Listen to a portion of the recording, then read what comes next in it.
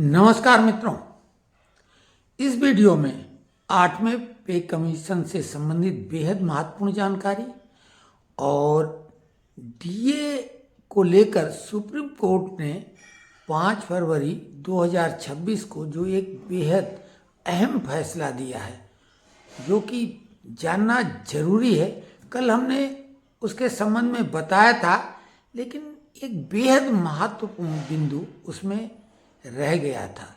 तो सबसे पहले पे कमीशन के बारे में आपको मालूम है कि 1 जनवरी 2026 से 8वां वेतन आयोग लागू होगा, लेकिन चूंकि उसको 1.5 साल का समय दिया गया था, तो वो अप्रैल 27 तक आएगा और हो सकता दिसंबर तक वो सरकार लागू करे, तो उसका तो एरियर मिलेगा।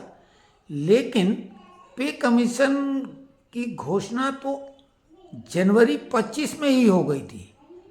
बहुत ही धीमी गति से सब काम चला। अभी उनको जाके काम करने के लिए ऑफिस की जगह मिली है, कुछ स्टाफ नियुक्त किया गया है, लेकिन पूरी नियुक्ति अभी भी नहीं हुई है।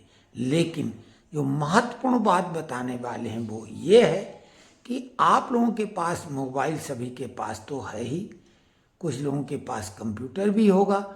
तो उसमें 8cpc.gov.in ये साइट उन्होंने अपनी लॉन्च कर दी है।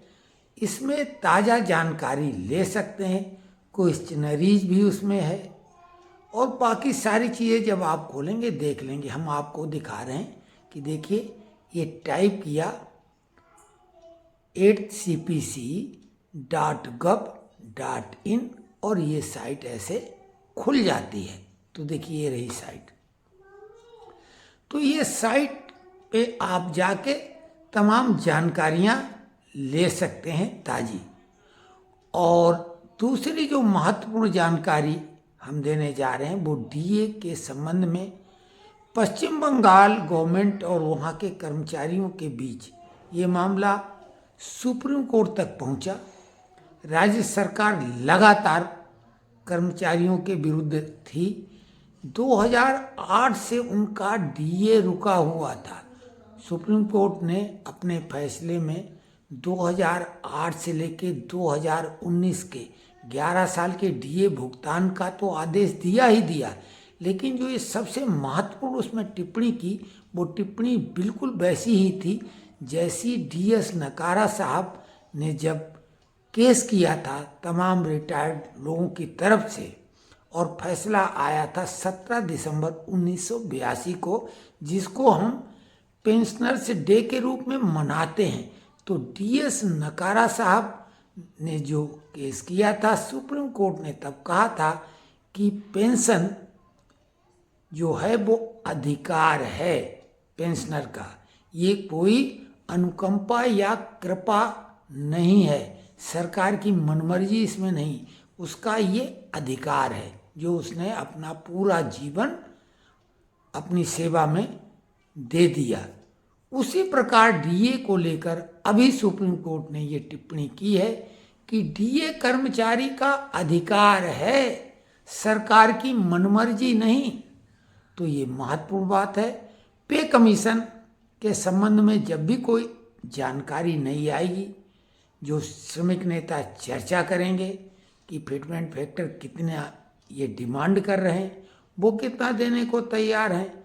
ओपीएस कर्मचारियों के लिए सबसे महत्वपूर्ण एक मामला है, क्योंकि फिटमेंट फैक्टर दोनों पे लागू होगा, लेकिन ओपीएस तो भाई पेंशनरों को तो ओपीएस मिल रही है। अब जो एनपीएस वाले हैं वो ओपीएस की लगातार डिमांड कर रहे हैं। अब ये देखने की बात है कि पे कमीशन क्या निर्णय लेता है। इसके अलावा फिक्स मेडिकल अलाउंस और अन्य भत्तियों का भी निर्धारण होगा, महत्वपूर्ण वो भी है, लेकिन सबसे महत्वपूर्ण तो फिटमेंट फैक्टर और ओपीएस का मामला है। जब भी कोई ताज़ा जानकारी होगी हम आपको देंगे। ये जानकारी हमें लगा कि उपयुक्त है आपको देने के योग्य। हालांकि ज़्यादातर लोगों को मालूम, हमारे ग्रुप में जो लोग जुड़ गए हैं वो ये जानकारियाँ आदान प्रदान करते रहते हैं, और हम भी कल के बाद आज लगातार ये दूसरा वीडियो बनाया। अब जल्दी तो वीडियो नहीं बनाएंगे, लेकिन फिर भी कोई महत्वपूर्ण मुद्दा कोई उठाएगा कमेंट्स बॉक्स में तो उस पर हम वीडियो बनाएंगे। धन्यवाद।